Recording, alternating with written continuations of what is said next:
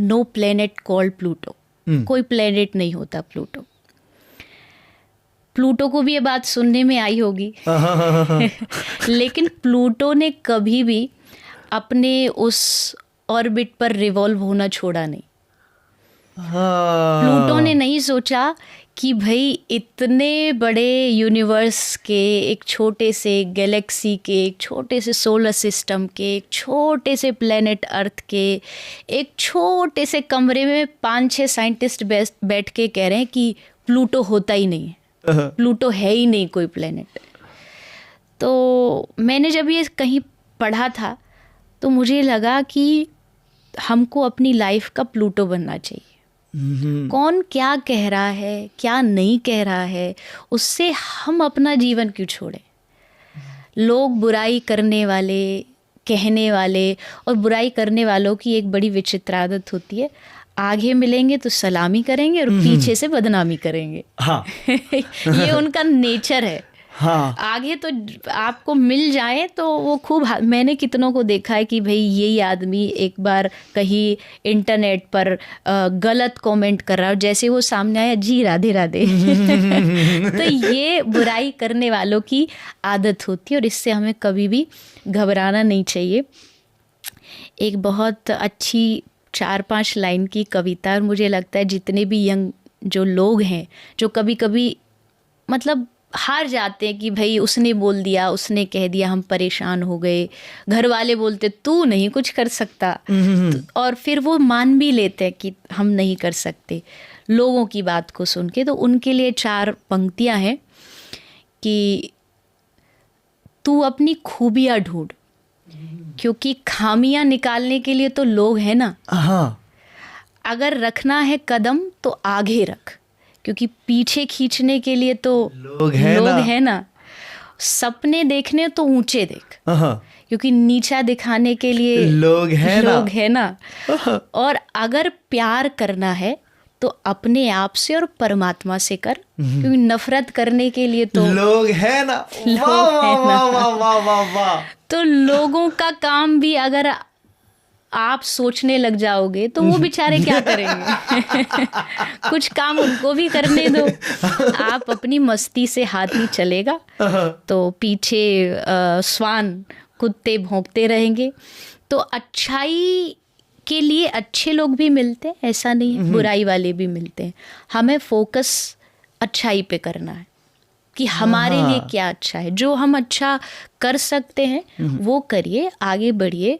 आपकी बुराइयां होंगी, लोग आपको पीछे खींचेंगे, लोग आपकी बदनामियां करेंगे, क्योंकि जितना आप आगे बढ़ोगे ये चीज़ें एज अ गिफ्ट मिलेंगी। मैं कहती हूँ कि प्रसिद्ध होने का या अच्छा बनने का या नाम कमाने के बाद आपको क्या लगता है कोई आपको ऑस्कर अवार्ड मिलेगा?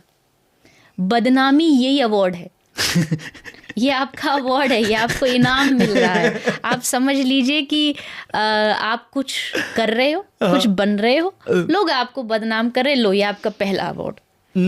आगे और ऐसी लंबी लिस्ट है ना अवार्डों की। लोग आपको पागल कहेंगे, ये दूसरा अवार्ड मिलेगा, लोग बदनामी करेंगे। तो ये सब चीज़ें आपके रास्ते में आएंगी, पर इससे न डरना है न घबराना है, आगे बढ़ना है।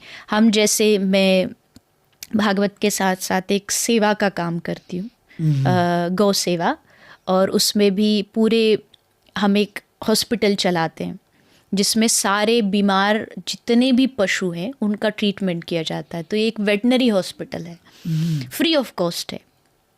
कथा से जो भी पैसा आता है, जो भी लोग देके भावना से देके जाते हैं, उस सब को हम वहाँ सेवा में लगाते। जिसकी भी गाय हो हम कहते भाई लेके आओ, कुत्ता है, बिल्ली है, सब लेके आओ, हम फ्री में इलाज करेंगे। बट अब कई बार ऐसा हो जाता है कि किसी का कॉल आया, हमारे पास 5-10 एम्बुलेंस है, कहीं टाइम पे एम्बुलेंस नहीं पहुँच पाई क्योंकि वो दूसरी जगह बिजी थी। तो लोग फ़ोन पर ऐसा एहसान करके जताते कई बार कि क्या कर रहे हो आप लोग, पैसा कमाते हो, कुछ करते कुछ नहीं हो, सेवा तो आपसे होती नहीं है। जबकि मुश्किल से 2 किलोमीटर दूर वो पशु है, आप चाहो तो एक किराए का वाहन करके आप भी ला सकते हो। बट लोगों को कमियां जताना ज़्यादा आता है। अच्छाई का एप्रिशिएशन कोई कोई ही कर पाता है, और अच्छा करने के लिए अब जब आप अच्छा करते हैं तो बहुत मैं कह सकती हूँ हिम्मत चाहिए, बहुत हिम्मत चाहिए। सेवा का काम, अच्छाई का काम ये हर कोई नहीं करना चाहता है। तो अगर कोई कर रहा है, मैं अपने लिए नहीं कर रही, बट कोई भी दुनिया में कोई भी छोटे से छोटा भी अच्छा काम कर रहा है ना, आप पैसे से सपोर्ट नहीं कर सकते, मत करो, बट आप अच्छी भावना से, अच्छे शब्दों से बहुत कुछ हेल्प कर सकते हो। क्योंकि जब कोई आदमी अच्छा करता है तो वो चाहता है कि भाई मुझे देख के हज़ारों लोग इंस्पिरेशन लें और उस काम को आगे बढ़ाएं। पर फिर मैंने सोचा कि भाई क्या इससे हमें डर जाना चाहिए। मैं आपको एक अपनी लाइफ का एग्जांपल देती हूँ। ये जब हॉस्पिटल में शुरू किया, पहली गाय वहाँ आई थी, बीमार गाय, 2013 में। कोई भी सुविधा फैसिलिटी नहीं थी हमारे पास। एक टेंट बना के हमने उसके नीचे गाय को रख लिया। वो गाय एसिड से जली हुई थी। तो एसिड से जली गाय थी तो उसमें नॉर्मली गाय के ऊपर कोई 2-4 चींटियाँ वैसे ही चढ़ गई, होता पशु है। तो नेक्स्ट डे न्यूज़पेपर में खबर आई कि मेरा नाम लिख के कि देवी चित्रलेखा ने एक हॉस्पिटल शुरू किया और वहाँ बीमार गायों को कीड़े पड़ रहे हैं। तो मैं तो पहली बार ऐसा मेरे साथ कुछ हुआ था, तो मैं तो बड़ी निराशा हुई कि भाई हमने तो अच्छा काम शुरू किया था, तो पहले दिन ही अखबार में नेगेटिव चीज़ आ गई। तो मेरे आदर्श कह लीजिए बहुत मुझे सपोर्ट करते हैं। श्रद्धेय आचार्य बालकृष्ण जी पतंजलि से, बाबा रामदेव जी के साथ जो रहते हो, बहुत बचपन से मैं जुड़ी हूँ। तो मैं अखबार लेके उनके पास गई, मैंने कहा ये तो बड़ा गड़बड़ हो गया बाबा जी, ये तो देखो पहले दिन ही। तो उन्होंने मुझे बहुत अच्छी बात की, उन्होंने कहा कि बस अभी से घबरा गई, इतने में डर गई, मतलब ये तो तेरी शुरुआत है, अभी तो तुमने कदम रखा है इस सेवा के काम में, ऐसे चैलेंज हर रोज़ आएंगे, इसको सहन कर सकती हो तो ही आगे बढ़ना, नहीं तो यहाँ से अभी भी लौटने का टाइम है।